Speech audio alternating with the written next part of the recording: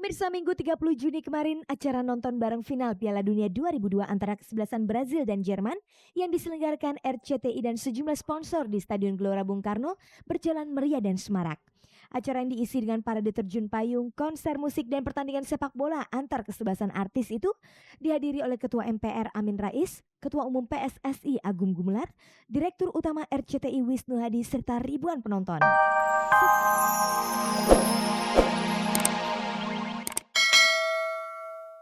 Dan bayarannya Dewa itu sebagian disumbangkan ke Om Bil gitu. Apa yang menjadi alasan Dhani dan rekan-rekannya sehingga hasil keuntungan dari konsernya itu sebagian disumbangkan untuk kesembuhan Bil Saragih?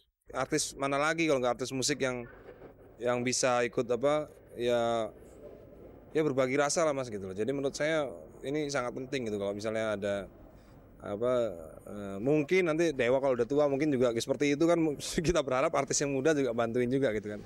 Seperti diketahui, saat ini Dewa adalah grup band termahal di Indonesia.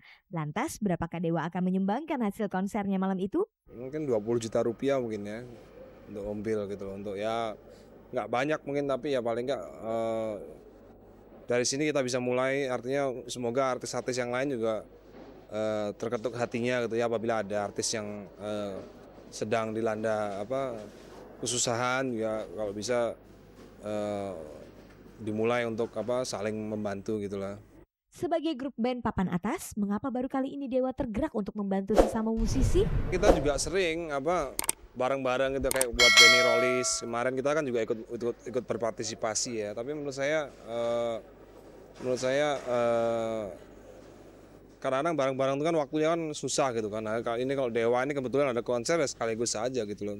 Seperti diketahui pemirsa, Om Bil, begitu biasanya Bil Saragih disapa, telah menderita stroke sejak beberapa bulan lalu. Akibat penyakitnya itu, praktis pria yang mendapat julukan Louis Armstrong Indonesia itu harus menjalani terapi secara rutin.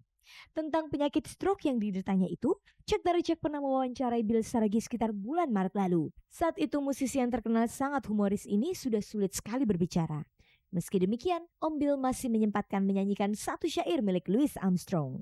Aditi dari pipilimu tapaparu upapaibo apapuru puripo papari padapi pipi papa papa papa papa papa Lantas apa tanggapan Bil Saragih terhadap konser yang digelar Dewa malam itu? Saya kira acara ini sangat baik sekali karena apresiasi antara para musisi kelihatannya sangat kompak.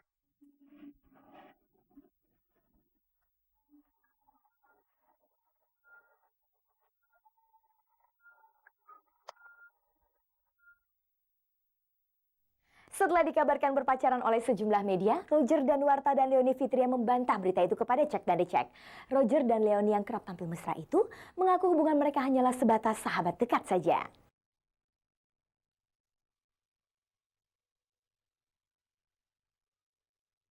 Pemirsa, Leony dan Roger Danuarta sepertinya tidak bisa dipisahkan satu sama lain.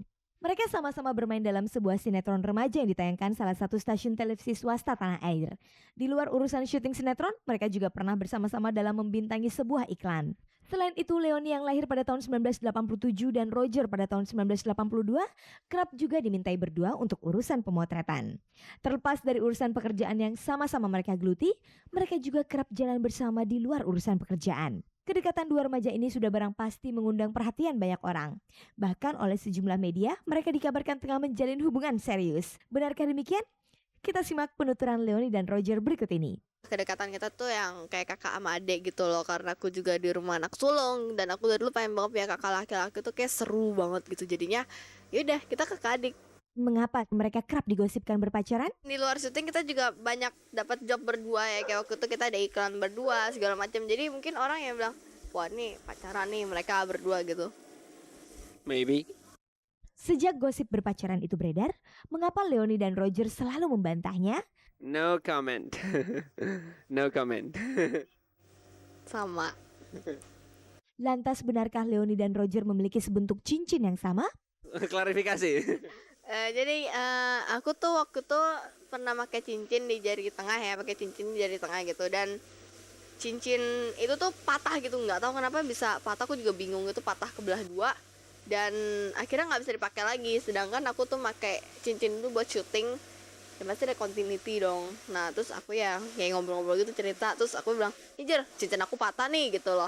Saya naik, kok bisa segala macam ya, ngobrol-ngobrol gitu doang. Sudah kayak gitu kan, yang apa namanya, kan kebetulan kan kita waktu itu sebelum aku beli, besokannya kita ada show di Dufan itu yang jumpa fans itu. Ya kan, jadi aku di rumah, aku packing, aku iseng-iseng ke bawah, lewat toko, terus kebetulan ada toko cincin, jadi aku jadi inget cincin dia waktu itu pernah patah.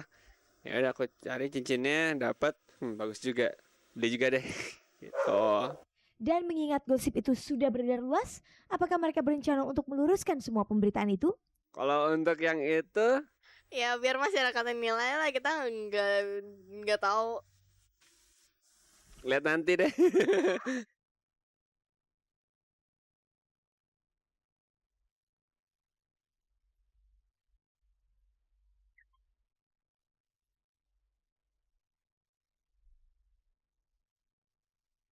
Pemirsa, berikut ini kita ikuti liputan aktual yang berhasil dihimpun tim Cek dari Cek. Pemirsa, Minggu 30 Juni kemarin, acara nonton bareng final Piala Dunia 2002 antara kesebelasan Brazil dan Jerman yang diselenggarakan RCTI dan sejumlah sponsor di Stadion Gelora Bung Karno berjalan meriah dan semarak. Acara yang diisi dengan parade terjun payung, konser musik, dan pertandingan sepak bola antar kesebelasan artis itu dihadiri oleh Ketua MPR Amin Rais, Ketua Umum PSSI Agung Gumelar, Direktur Utama RCTI Wisnu Hadi, serta ribuan penonton. Secara keseluruhan, acara nonton bareng itu bisa dikatakan berjalan dengan sukses. Meskipun diwarnai insiden kecil dari sejumlah penonton yang tidak bertanggung jawab, acara nonton bareng RCTI itu dicatat oleh Museum Rekor Indonesia atau MURI sebagai acara yang paling banyak disaksikan penonton. Selain itu, MURI juga menobatkan 5 layar yang dipakai untuk menyaksikan putaran final itu sebagai layar televisi terbesar di Indonesia.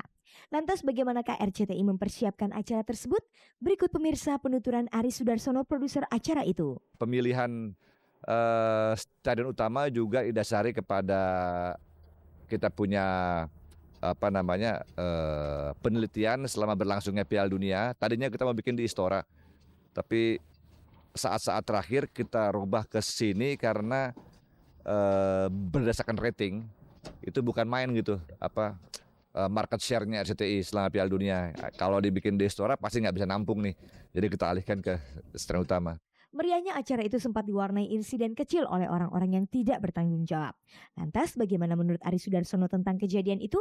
Tidak menduga akan begini hebat gitu ya, karena saya punya ekspektasi sebetulnya paling banyak 20.000 orang gitu. Tapi tadi itu terus terang ya hampir penuh ya, dengan kapasitas 100.000 hampir penuh gitu. Jadi suatu hal yang luar biasa, dan saya pikir event kayak begini ya kita harus buat lagi lah dalam kesempatan lain gitu ya. Dalam acara itu sempat terlihat kejadian unik di mana setelah para selebriti menyelesaikan pertandingannya, para penonton menghambur ke tengah-tengah lapangan untuk merebut seluruh pakaian yang dikenakan para selebriti. Dik Doang, Glenn Fredly, dan Gusti Randa, mereka adalah 3 dari sejumlah selebriti yang harus merelakan seluruh pakaiannya dicopot para penonton. Semua dimintain baju. Wah, saya udah diem aja, dia bilang, waduh, pas bang bajunya baju yang Bang Glenn, ya udah aku kasih. Itu gue ditelanjangin. Jadi saya nggak tahu kenapa. Belum habis permainan, masih ada 10 menit gitu. Tapi penonton sudah di pinggir lapangan semuanya. Ya inilah penyakit bangsa Indonesia gitu. Meniru tapi yang jelek gitu. Akhirnya saya lagi main, saat itu bola pertama out gawang. Saya bilang, ayo dong, boleh dong. Karena udah di tangan penonton itu. Kok nggak balik-balik ini bola gitu. Tiba-tiba itu penonton nyerbu ke kita semua. Ke semua artis yang main. Tahu nggak apa? Diambil baju, diambil sepatu. Kita ditelanjangin, dikulitin habis-habis. Saya tahu kayak begitu, baju kebuka segala macam, sepatu mau diambil, ya saya nggak kasih dong. Celana ditarik, akhirnya saya lari telanjang itu masuk ke V Barat. Setelah kejadian itu, apakah kemudian mereka menyesali sikap penonton yang demikian? Kemungkinan besar hal seperti demikian sudah bisa diduga oleh panitia, seharusnya sih. Tapi ya gimana ya, ini semua sebenarnya sebuah koordinasi gitu, kerjasama yang harusnya bisa berjalan baik. Itu kan gaya-gaya tifosi Itali, misalnya Juventus atau AS Roma menjadi Scudetto. Itu begitu tuh biasanya. Tapi yang jelek tuh ditiru gitu loh. Jangan gitu loh. Kita lihat kemarin Korea, begitu semangat semuanya merah, mereka aman-aman aja. Kadang-kadang kita begitu sih, yang jeleknya ditiru,